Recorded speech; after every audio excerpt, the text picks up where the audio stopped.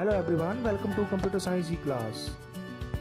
इस वीडियो के अंदर हम जनरेशंस ऑफ कंप्यूटर का सेकंड पार्ट डिस्कस करेंगे। फर्स्ट पार्ट के वीडियो के अंदर हमने डिस्कस किया था जनरेशंस क्या होती हैं। फर्स्ट जनरेशन के बारे में हमने स्टडी किया था, उसकी एडवांटेजेस, डिसएडवांटेजेस, सेकंड जनरेशन, उसकी एडवांटेजेस और डिसएडवांटेजेस।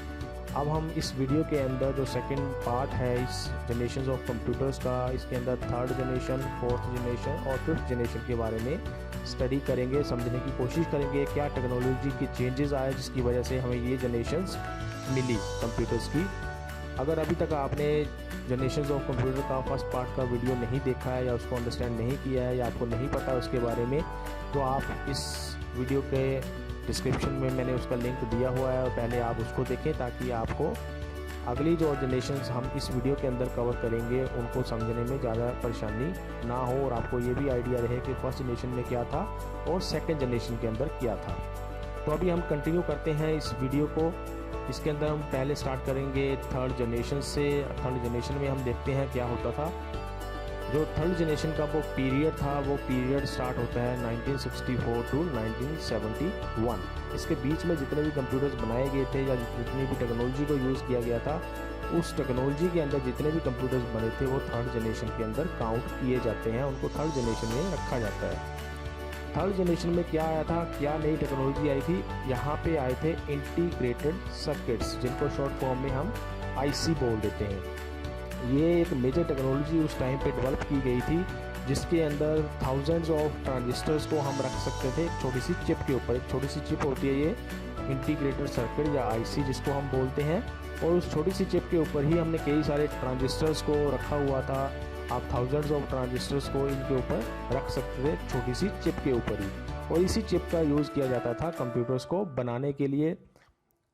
अब इस आईसी के ऊपर, जैसे कि मैंने आपको बताया कि एक सिंगल आईसी के ऊपर ही कई सारे ट्रांजिस्टर को लगाया गया था, रजिस्टर लगाए गए थे, कैपेसिटर लगाए गए थे एक छोटी सी चिप के ऊपर ही। इतनी ज़्यादा टेक्नोलॉजी के अंदर इम्प्रूवमेंट आ गई थी कि क्योंकि ट्रांजिस्टर का साइज़ और ज़्यादा डिक्रीज़ हो गया था, छोटा हो गया था, रजिस्टर का साइज़ कम हो गया था, कैपेसिटर्स का साइज़ कम हो गया था। तो ये सारी चीज़ें जो एक छोटी सी चिप के ऊपर ही कई सारी संख्या के अंदर लगाए जा सकते थे, सैकड़ों में या हज़ारों में इस छोटी सी चिप के ऊपर ये ट्रांजिस्टर्स, रजिस्टर्स या कैपेसिटर लगाए जाते थे।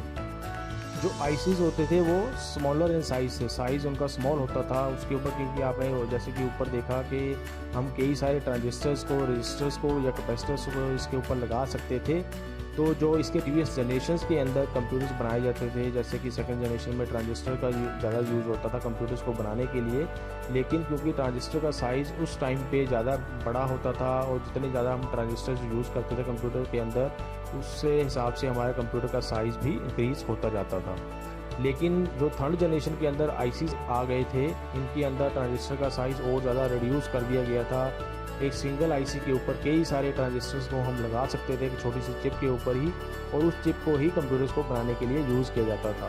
क्योंकि चिप का साइज़ भी स्मॉल होता था, इसलिए जो कंप्यूटर्स बनाए जाते थे उससे वो भी स्मॉल इन साइज़ होते थे और उनकी स्पीड ज़्यादा अच्छी होती थी अगर हम उनको प्रीवियस जनरेशन्स के साथ कंपेयर करें, या फिर बनाने में भी वो चीपर होते थे, ज़्यादा सस्ते बनते थे अगर हमने उनको कंपेयर करना है सेकंड जनरेशन के कंप्यूटर्स के साथ या फर्स्ट जनरेशन के कंप्यूटर्स के साथ। थर्ड जनरेशन के अंदर ही और जो टेक्नोलॉजी के अंदर चेंजेस आए थे उनके अंदर remote processing, time sharing, multi programming operating systems को यूज़ किया जाता था थर्ड जनरेशन के अंदर। अब ये रिमोट प्रोसेसिंग क्या होती है इसके बारे में आपको मैं थोड़ा सा आइडिया दे देता हूँ। रिमोट प्रोसेसिंग क्या होती है, जब हम सपोज़ करो आपने अपने दो कंप्यूटर्स हैं उनको आपस में किसी तरीके से आपने जोड़ के रखा हुआ है, मतलब कहने का वो दोनों कंप्यूटर्स आपस में कम्युनिकेशन कर सकते हैं।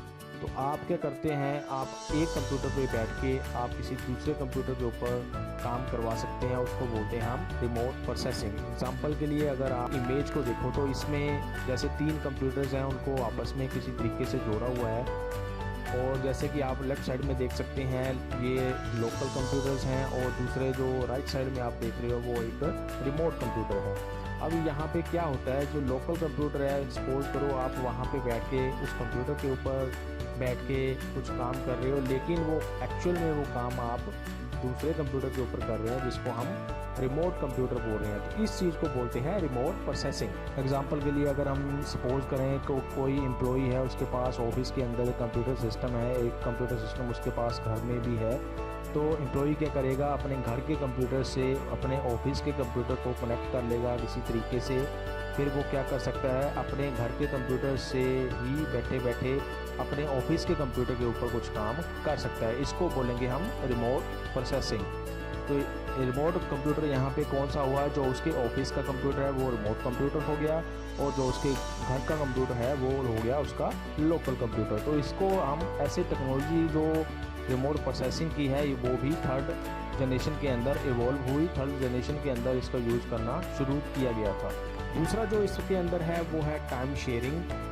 टाइम शेयरिंग क्या होती है, टाइम शेयरिंग सपोज करो आपने कंप्यूटर को 3 काम दिए करने के लिए, तो टाइम शेयरिंग के अंदर कंप्यूटर क्या करेगा, उन तीनों कामों को करने के लिए वो छोटा छोटा टाइम स्लॉट उनको दे देगा कि इतने टाइम के लिए मैंने पहला काम करना है, इतने टाइम के लिए मैंने दूसरा काम करना है, और इतने टाइम के लिए मैंने तीसरा काम करना है। तो वो क्या करेगा, जैसे ही पहले काम का टाइम ख़त्म होता है वो दूसरे काम को करना शुरू कर देगा, और पहले वाले काम को जिसको पहले वो कर रहा था उसको स्टॉप कर देगा थोड़े टाइम के लिए, और फिर दूसरे काम को करेगा, जितना टाइम उसको मिला है उतना टाइम काम करेगा, फिर उसको भी स्टॉप कर देगा, फिर तीसरे काम को करना शुरू कर देगा। ऐसे टाइम शेयरिंग के अंदर कंप्यूटर काम करता है। तीसरा जो इसके अंदर है multi programming operating system. Multi programming क्या होती है, सपोज करो आपने 3 जॉब या 3 काम ही कंप्यूटर को करने के लिए दिए हैं, तो कंप्यूटर क्या करेगा, या प्रोसेसर क्या करेगा, या ऑपरेटिंग सिस्टम क्या करेगा, उस केस में पहले काम को वो करना स्टार्ट कर देगा। जैसे ही सपोज करो पहले काम को ज़रूरत पड़ती है कि उसने कुछ इनपुट आउटपुट का काम करना है, जैसे सपोज करो पहले काम जो हो रहा है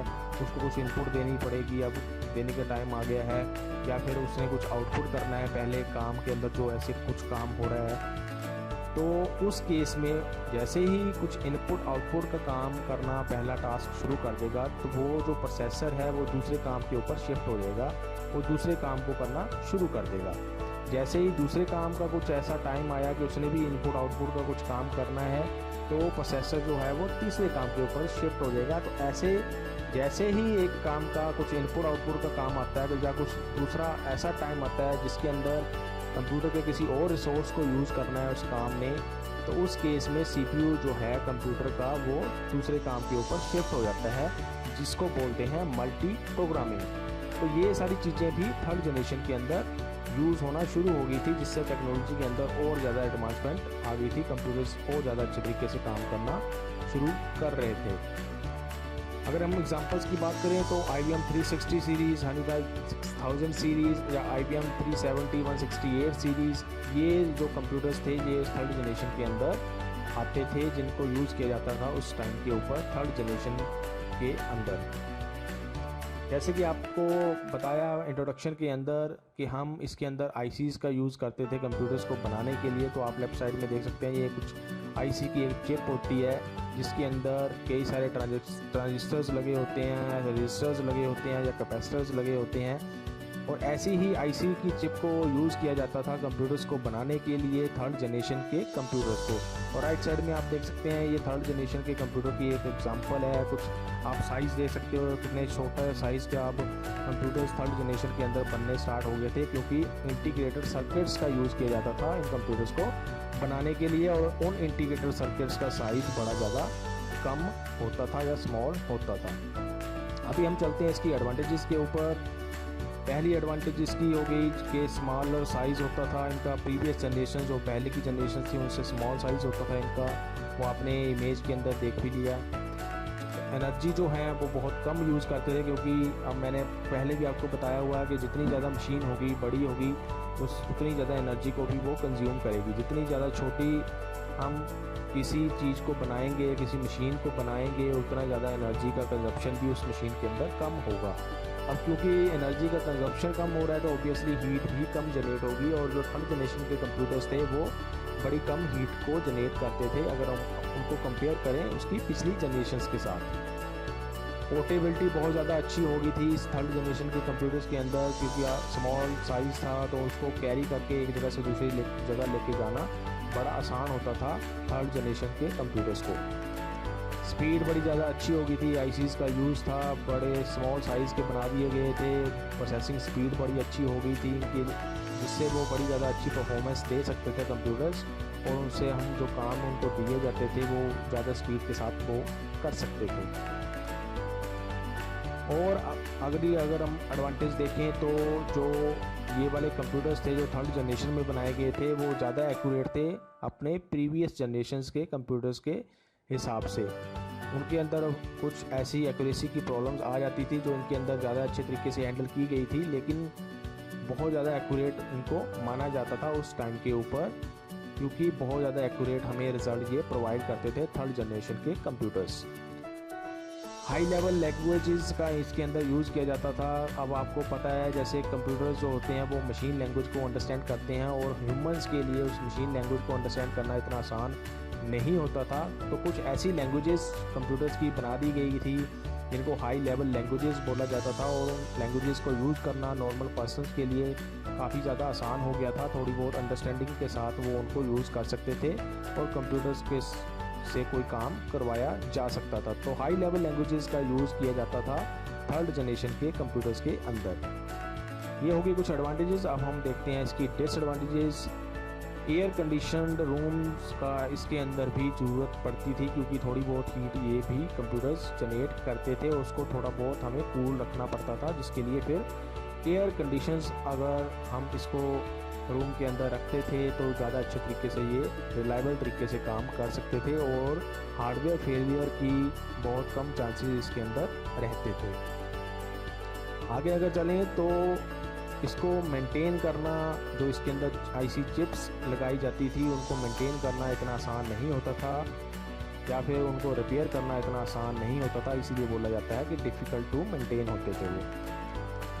और जो आईसीज़ उस टाइम पे बनाए जाते थे उनके लिए, जैसे कि मैंने आपको बताया कि एडवांस टेक्नोलॉजी का यूज़ किया जाता था, तो वो एडवांस टेक्नोलॉजी सभी के पास नहीं होती थी, सारी कंपनी उसको नहीं बना सकती थी। जिसको वो एडवांस टेक्नोलॉजी का पूरा आइडिया होता था वो ही अच्छे तरीके से आईसीज़ का निर्माण या आईसीज़ को बना सकते थे, और उन कंप्यूटर्स के अंदर उन आईसीज़ को यूज़ कर सकते थे। तो ये कुछ एडवांटेजेस हो गई या डिसएडवांटेजेस हो गई थर्ड जनरेशन के कंप्यूटर्स की। अभी हम चलते हैं फोर्थ जनरेशन के ऊपर। फोर्थ जनरेशन के जो कंप्यूटर्स होते हैं उनका जो पीरियड माना जाता है वो होता है 1972 से लेके 2010 तक। इसके अंदर जैसे कि आपने थर्ड जनरेशन में पढ़ा कि हम इंटीग्रेटेड सर्किट्स का यूज़ करते थे, यहाँ पे फोर्थ जनरेशन के कंप्यूटर्स में भी इंटीग्रेटेड सर्किट्स का ही यूज़ किया जाता है, लेकिन इसके ऊपर जो हम ट्रांजिस्टर या कैपेसिटर या रजिस्टर लगाते थे उनको और ज़्यादा संख्या के अंदर और ज़्यादा अच्छे तरीके से लगाया जा सकता था, क्योंकि और ज़्यादा स्मॉलर साइज़ के ट्रांजिस्टर आने शुरू हो गए थे, या फिर रजिस्टर और ज़्यादा स्मॉलर हो गए थे, उनका साइज़ डिक्रीज़ हो गया था। तो हम ज़्यादा से ज़्यादा ट्रांजिस्टर्स को या रजिस्टर्स को या कैपेसिटर्स को एक सिंगल आईसी के ऊपर लगा सकते थे। तो जो फोर्थ जनरेशन के कंप्यूटर्स थे वो वेरी लार्ज स्केल इंटीग्रेशन का यूज़ करते थे, या फिर अल्ट्रा लार्ज स्केल इंटीग्रेशन का यूज़ करते थे इंटीग्रेटेड सर्किट्स के ऊपर। अब ये वेरी लार्ज स्केल इंटीग्रेशन क्या है, ये हमें बताती है कि कितनी ज़्यादा संख्या के अंदर हम ट्रांजिस्टर्स को या रजिस्टर्स को या कैपेसिटर्स को लगा सकते हैं किसी आईसी के ऊपर। वेरी लार्ज के अंदर हम हज़ारों में लगा सकते हैं, अल्ट्रा लार्ज के अंदर हम लाखों की संख्या में भी ट्रांजिस्टर्स को या रजिस्टर को या कैपेसिटर्स को आईसीज़ के ऊपर लगा सकते हैं। तो आप इमेजिन कर सकते हैं कि सिंगल छोटी सी आईसी की चिप के ऊपर कितनी ज़्यादा अच्छे तरीके से, कितनी ज़्यादा संख्या के अंदर हम ट्रांजिस्टर्स को लगा सकते थे इस फोर्थ जनरेशन के अंदर। जो VLSI या ULSI है जो आपने ऊपर भी देखा सेकंड पॉइंट के अंदर, इसके ऊपर जैसे मैंने आपको बताया कि हम थाउजेंड्स या लैक्स ऑफ ट्रांजिस्टर्स को लगा सकते हैं आईसीज़ के ऊपर। अब क्योंकि ये पॉसिबल हुआ था, अल्ट्रा लार्ज स्केल इंटीग्रेशन का यूज़ किया जाता था, वेरी लार्ज स्केल इंटीग्रेशन का यूज़ किया जाता था, तो इनको यूज़ करके कुछ ऐसे आईसीज़ बना दिए गए थे, कुछ ऐसे इंटीग्रेटेड सर्किट्स बना दिए गए थे जिनका यूज़ किया जाता था माइक्रो प्रोसेसर्स को बनाने के लिए, जिनको हम कॉमनली CPU भी बोलते हैं या प्रोसेसर आप बोल सकते हैं। तो ये माइक्रो प्रोसेसर जो थे वो भी फोर्थ जनरेशन के अंदर इन्वेंट हुए थे, और इन्हीं का यूज़ करके ऐसी टेक्नोलॉजी का यूज़ करके ही हम ऐसे कंप्यूटर्स को बना सकते थे जिनका यूज़ करके हम अच्छे तरीके से कोई काम कर सकते थे, या जो ये कंप्यूटर थे उनको हम अपने डेस्क के ऊपर रख सकते थे। हमने लैपटॉप बना सकते थे। लैपटॉप आप देखते हैं कि कितनी छोटे से कंप्यूटर्स होते हैं जिनको यूज़ कर सकते हैं हम अपने लैप के ऊपर रख के भी। तो माइक्रो प्रोसेसर की वजह से ये पॉसिबल हुआ, क्योंकि माइक्रो प्रोसेसर का साइज़ जो है वो इतना छोटा हो गया था, क्योंकि हम उसके अंदर अल्ट्रा लार्ज स्केल इंटीग्रेशन को यूज़ करते थे। तो उसी की वजह से ये कंप्यूटर्स थे, इनका साइज़ और भी ज़्यादा छोटा हो गया था 4th जनरेशन के अंदर।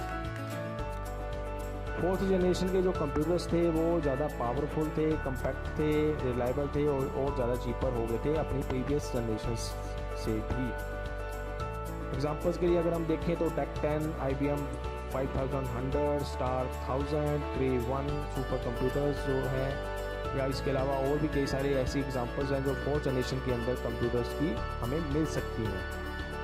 ये अगर आप फिगर्स यहाँ पे इमेजेस देखो तो बिल्कुल लेफ़्ट साइड में आप देख सकते हैं छोटा सा माइक्रो प्रोसेसर है जिसको हम CPU भी बोलते हैं। ये इसका आप साइज़ इमेजिन कर सकते हैं, क्योंकि ये हाथ में पकड़ा हुआ है, इसको आप इमेजिन कर सकते हैं कितने छोटे साइज़ का ये CPU होता है जो हम मदरबोर्ड के ऊपर लगाते हैं किसी भी कंप्यूटर सिस्टम के। ऐसे ही अगर हम मिडल वाली इमेज देखें तो आप लैपटॉप देख सकते हो कि लैपटॉप्स बनाए जाते थे 4th जनरेशन के अंदर, अभी भी बनाए जाते हैं।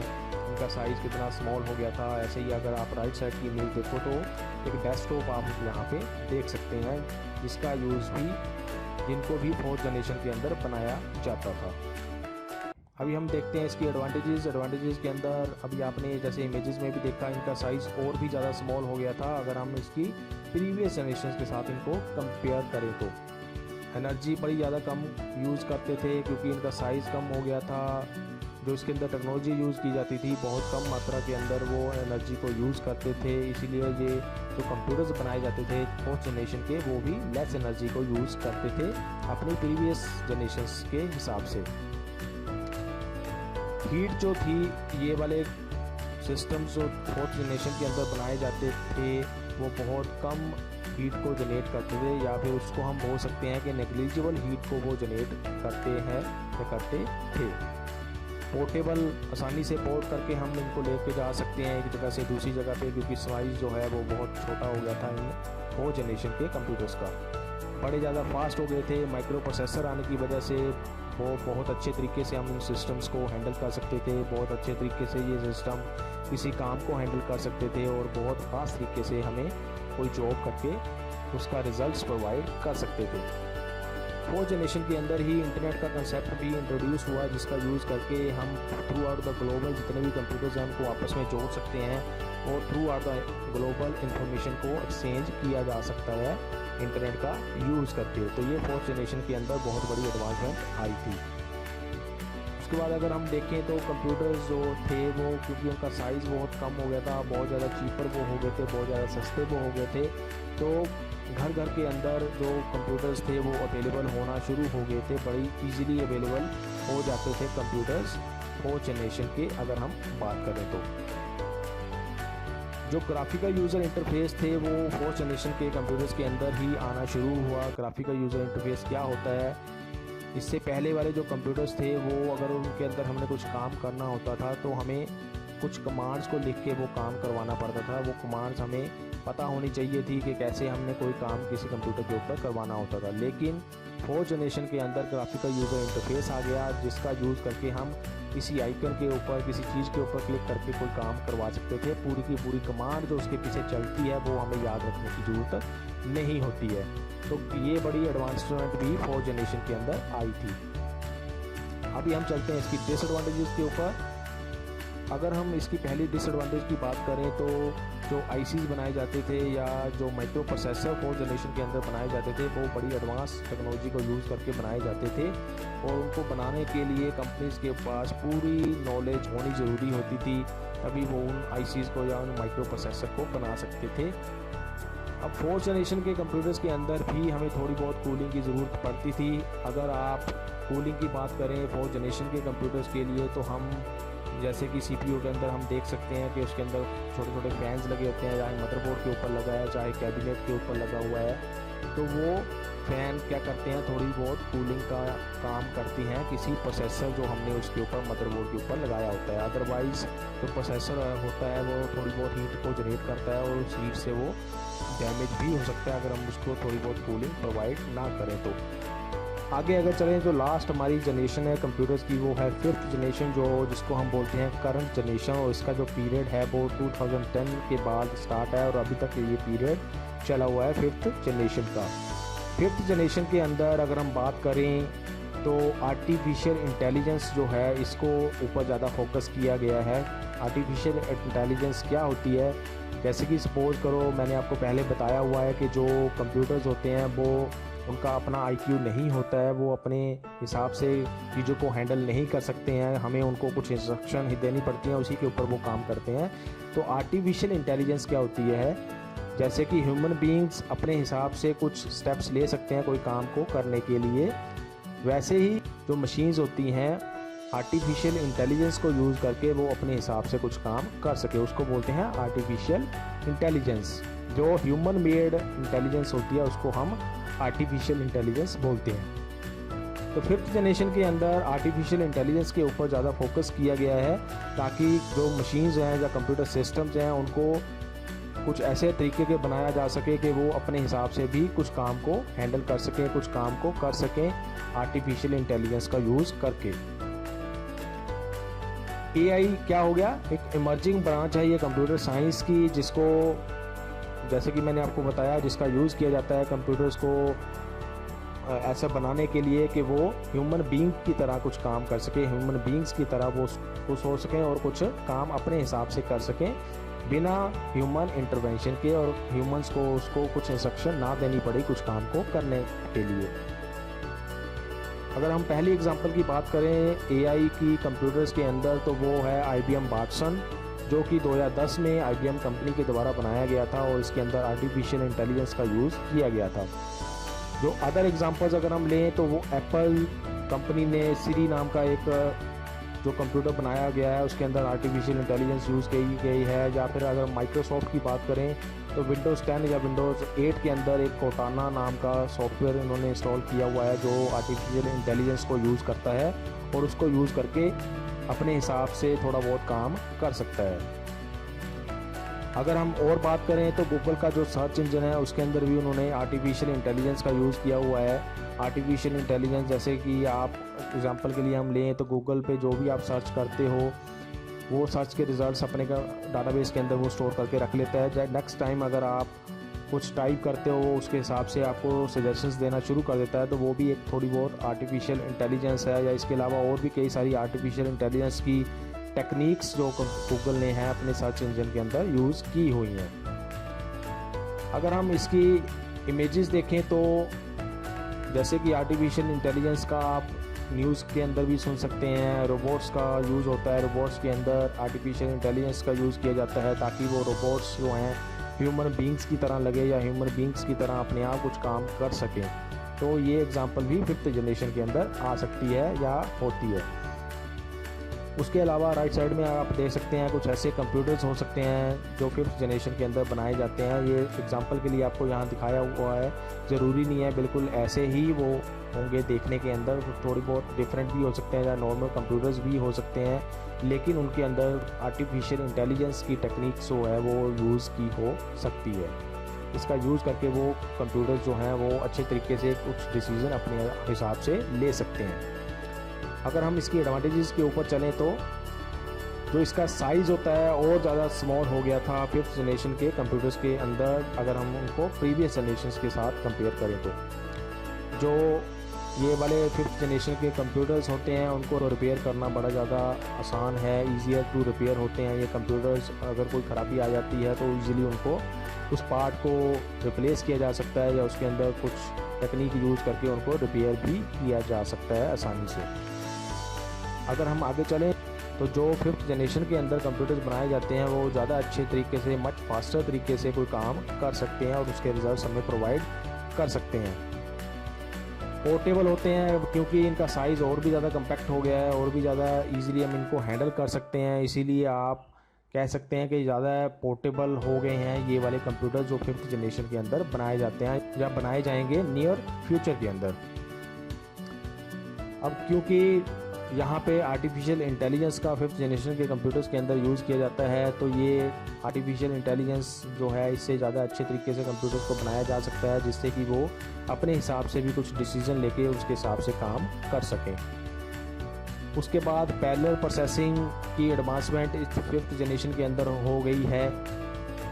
पैरेलल प्रोसेसिंग क्या होती है कि आप कंप्यूटर को सपोज करो कोई कुछ टास्क देते हो, कुछ काम देते हो करने के लिए, वो काम को प्रोसेसर जो है वो डिवाइड कर लेगा और उन जो जितने वो पार्ट्स के अंदर उसको डिवाइड किया गया है हर एक पार्ट के ऊपर एक साथ काम करेगा, पैरेलली उनके ऊपर काम करेगा। या फिर हो सकता है सीपीयू के अंदर डिफरेंट कोर्स बनाए गए हों, अलग अलग कोर को वो थोड़ा बहुत काम असाइन कर देगा और वो कोर मिलके एक साथ काम करेंगे, पैरेलल तरीके से काम करेंगे at a time, at the same time अलग अलग जॉब के ऊपर वो काम करेंगे, जिससे कि जो वो काम है वो और ज़्यादा अच्छे तरीके से वो ज़्यादा जल्दी से जल्दी वो कंप्लीट किया जा सके।